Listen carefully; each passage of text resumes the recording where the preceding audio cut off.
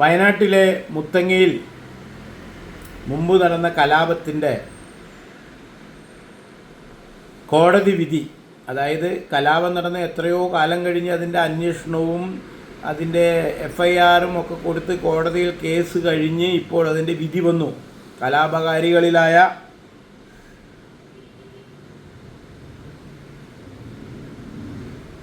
ഗീതാനന്ദനെ തടവ് ശിക്ഷയ്ക്ക് വിധിച്ചുകൊണ്ടുള്ള ഒരു വിധിയാണ് കോടതി പുറപ്പെടുവിച്ചിരിക്കുന്നത്.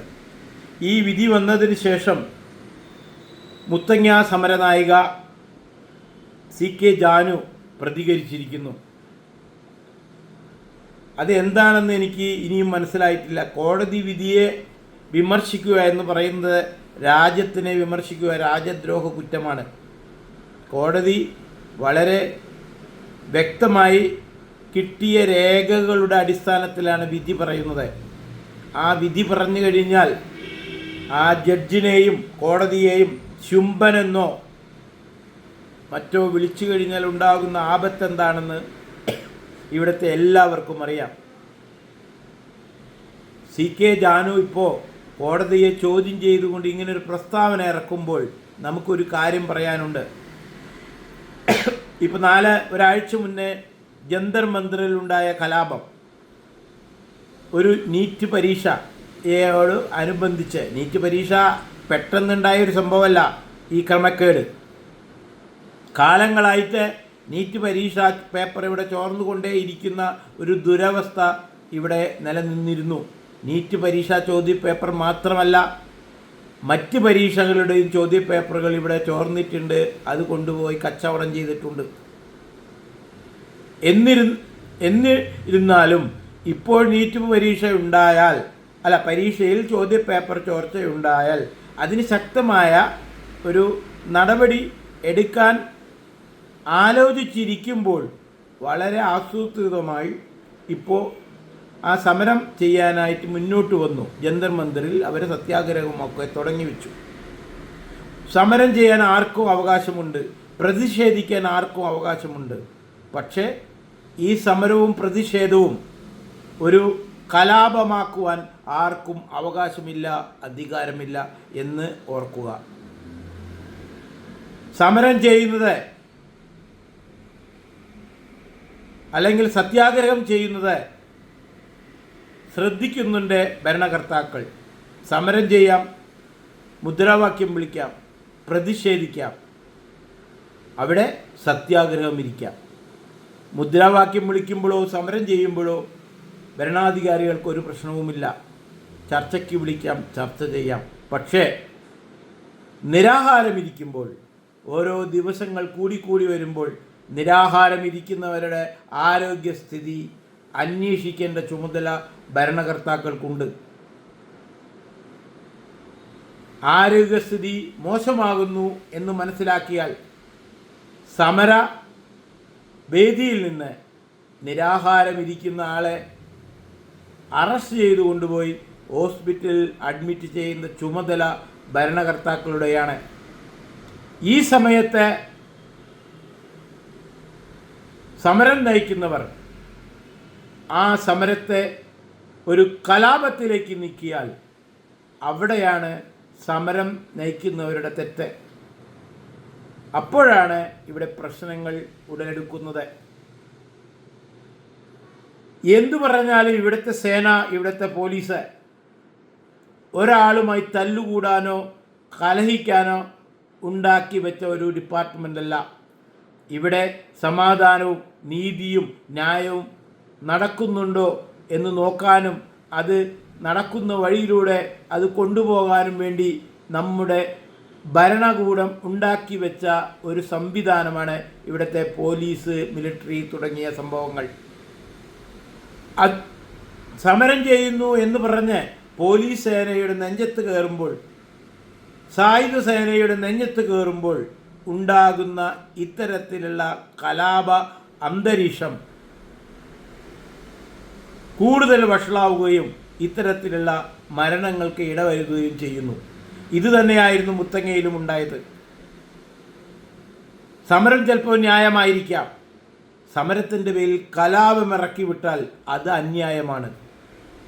അത് മനസ്സിലാക്കാൻ സമരം നയിക്കുന്നവർക്ക് കഴിയാതെ വരുമ്പോഴാണ് അത് കലാപമായി മാറുന്നു, കൊലകളായി മാറുന്നു. കൊല നടന്നിട്ട് ഭരണകർത്താക്കളെയും കോടതിയെയും ചോദ്യം ചെയ്തിട്ട് കാര്യമില്ല. സമരം നയിക്കുന്നവർ സമാധാനത്തോടുകൂടി സമരം നയിക്കാനുള്ള ക്ഷമയുണ്ടായിരിക്കണം. അത്തരം സമരങ്ങളെ ഇവിടെ വിജയിച്ചിട്ടുള്ളൂ എന്നുള്ള കാര്യം ഓർക്കുക. ഗാന്ധിജി ചെയ്യുന്ന സമരം എങ്ങനെയായിരുന്നു? വളരെ ക്ഷമയോടുകൂടി സമാധാനത്തോടുകൂടിയായിരുന്നു ബ്രിട്ടീഷുകാരെ എതിരിട്ടത്. അന്ന് കലാപത്തിന് പോയിരുന്നുവെങ്കിൽ ഗാന്ധി എന്നോ മരിച്ചു പോയിരുന്നു. ഒരു ചെവിടത്ത് അടി കിട്ടിയാൽ മറ്റേ ചെവിട് കാണിച്ചു കൊടുക്കുന്ന രൂപത്തിലായിരുന്നു ഗാന്ധിജിയുടെ സമരമുറ. ഇവിടെ ഒരു വേതനവുമായിട്ട്, അതായത് നാം ചെയ്യുന്ന കൂലിയുടെ വേതനവും അലവൻസും കാര്യങ്ങളുമായി ബന്ധപ്പെട്ടുകൊണ്ട് ഒരു സമരമുണ്ടാകുമ്പോൾ ആ ഫാക്ടറി തന്നെ അടച്ചുപൂട്ടുന്ന ഒരു കൊടും കൈയാണ് ഈ സമരം നയിക്കുന്നവർ ചെയ്യുന്നത്. സത്യത്തിൽ കമ്മ്യൂണിസ്റ്റ് ഭരിക്കുന്ന ചൈനയിൽ ഒരു സമരം വരുമ്പോൾ, ഉദാഹരണം ഒരു ചെരുപ്പ് കമ്പനിയിലാണ് സമരം നടക്കുന്നതെങ്കിൽ അവർ ഒരിക്കലും ആ ഫാക്ടറി പൂട്ടിയിട്ടുള്ള സമരം ചെയ്യാറില്ല. പക്ഷെ നമ്മുടെ അവിടെ അങ്ങനെയല്ല. അവരവിടെ എന്താ ചെയ്യുക? ഒരു ചെരുപ്പ് ഫാക്ടറി ആണെങ്കിൽ അതിൽ ഒരു രണ്ട് കാലിലേക്കാണ്, ഇടത്തെ കാലിനും വലത്തെ കാലിനും ഓരോ ചെരുപ്പ് ഉണ്ടാക്കണം. അവരെന്ത് ചെയ്യും? സമരം തുടങ്ങിക്കഴിഞ്ഞാൽ വലത്തെ ഭാഗത്തെ ചെരുപ്പ് മാത്രം ഉണ്ടാക്കി പ്രൊഡക്ഷൻ ജോലികൾ ചെയ്തുകൊണ്ടേയിരിക്കും. എന്നാലും പ്രൊഡക്ഷൻ നിൽക്കുന്നില്ല. അപ്പോൾ മാനേജ്മെൻറ്റ് ഈ സമരം ഇപ്പോൾ എന്താണ്ടായി? ഇവിടെ ജന്തർ മന്ദറിൽ അവസാനം എന്താണ്ടായത്? ലഹള കലാപം ഉണ്ടാക്കേണ്ടി വന്നു.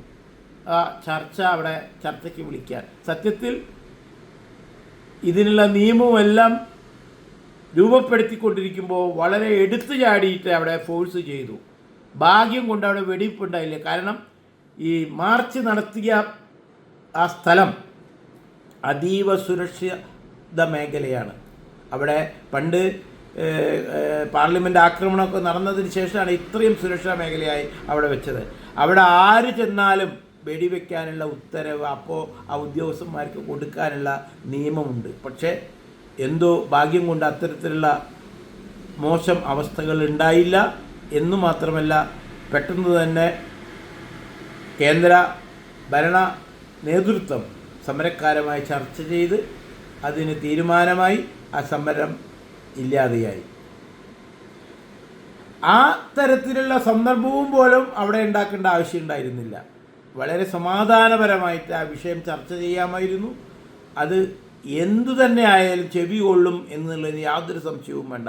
ഇത് വലിയൊരു പ്രശ്നമല്ലായിരുന്നു. പക്ഷെ ആ സമരം ഇത്രയും മോശമാവാൻ കാരണം സമരം തീരുമാനിച്ചവരിൽ ഒരു 100 ഇരട്ടി തള്ളിക്കയറിയവർ അവരെ കയറിക്കൂടി രാജ്യത്തിന് തന്നെ കലാപമുണ്ടാക്കി ഭരിക്കുന്നവരെ താഴെ ഇറക്കാനുള്ള വലിയൊരു പരിശ്രമം അവിടെ നടന്നു. ഇത് സമരക്കാർ അറിഞ്ഞില്ലെന്ന് നടിച്ചു. അതാണ് അവിടുത്തെ കുഴപ്പം. നേരെ മറിച്ച് ഞങ്ങളല്ല ഇവർ പോകണം എന്ന് തുടക്കത്തിലെ സമരക്കാർ പറഞ്ഞിരുന്നുവെങ്കിൽ ഇത്രയും മോശമായ അവസ്ഥ അവിടെ ഉണ്ടാകുമായിരുന്നില്ല. പക്ഷേ സമരം വലുതാക്കാൻ വേണ്ടി, പക്ഷെ വരുന്നവരുടെ ഉദ്ദേശം സമരമല്ല, അവരുടെ ഉദ്ദേശം രാജ്യമാണ്. രാജ്യത്തെ കലാപം വേണം, ഭരിക്കുന്നവൻ ഒഴിഞ്ഞു പോകണം. അവൻ അത്തരത്തിലുള്ള ഒരു ചിന്താഗതിയുമായി അതിൽ വന്ന് കയറുമ്പോൾ റിയൽ സമരം ചെയ്യുന്നവർ അത് കണ്ടില്ലെന്ന് നടിക്കുമ്പോഴാണ് ഇവിടുത്തെ പ്രശ്നം കൂടുതൽ കലുഷിതമാകുന്നത്. എന്തുതന്നെയായാലും മുത്തങ്ങയിൽ അന്ന് നടന്ന ആ സമരത്തിലെ വെടിവെപ്പുമായിട്ട് അവിടെ മരിച്ച ആ സംഭവവുമായിട്ട് കോടതി വിധി വന്നു. ഗീതാനന്ദന് ജയിൽ ശിക്ഷ വിധി കിട്ടിയിരിക്കുന്നു. അത് കോടതിയുടെ തീരുമാനമാണ്. അതിനെ വെല്ലുവിളിച്ചുകൊണ്ട് പരസ്യമായിട്ട് സമരനായിക ജാനു ഒരിക്കലും അങ്ങനെ പറയാൻ പാടില്ല. അതിലെന്തെങ്കിലും സംശയം തോന്നുന്നുണ്ടെങ്കിൽ അടുത്ത കോടതിയിൽ പോയി അത് വാദിക്കുകയാണ് വേണ്ടത്. ജനാധിപത്യ രീതി അതാണ്. അല്ലാതെ കലാപം ആഹ്വാനം ചെയ്തുകൊണ്ട് പ്രസംഗിച്ച് ദേശത്തും നാട്ടിലും പ്രശ്നമുണ്ടാക്കാൻ നോക്കുന്നത് ഒരിക്കലും ഒരു നേതാവിന് ഭൂഷണമല്ല.